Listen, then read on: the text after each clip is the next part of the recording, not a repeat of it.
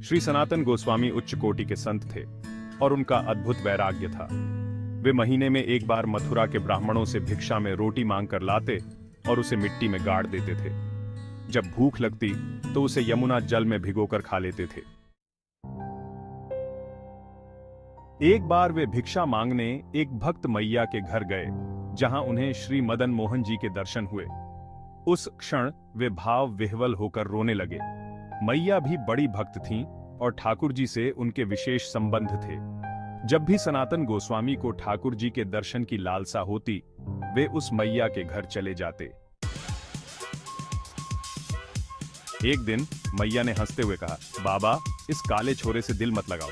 ये बड़ा उद्यमी है, कभी धूल में खेलता है, कभी कपड़े फाड़ लाता है। मेरा संसार छीन लिया है, अब केवल इसके साथ ही समय बीतता है। सनातन गोस्वामी बोले, हमारा सब कुछ तो छूट गया है, अब इनसे प्रेम करने के लिए ही ब्रज में रहते हैं। इस पर मैया ने कहा, तो बाबा, इसे अपने साथ ले जाओ। श्री मदन मोहन जी के लिए सनातन गोस्वामी भिक्षा में आटा लाते और उसे पकाकर ठाकुर जी को अर्पित करते थे। एक दिन भगवान बोले, बाबा, रोटी में स्वाद तो है, पर थोड़ा नमक डाल दो, स्वाद और बढ़ जाएगा। इसके बाद वे नमक भी मांग लाने लगे। कुछ दिनों बाद ठाकुर जी बोले, अब रोटी बहुत सूखी है, इसमें घी डालो तो मजा आ जाएगा।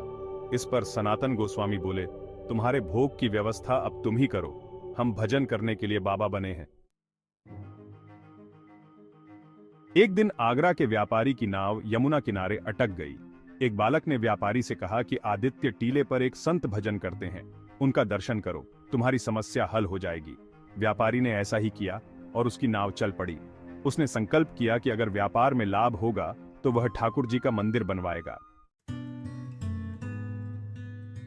व्यापारी ने लाल पत्थर का भव्य मंदिर बनवाया और ठाकुर जी के लिए 56 भोग की व्यवस्था की। पर सनातन गोस्वामी की जीवन शैली और वैराग्य में कोई अंतर नहीं आया।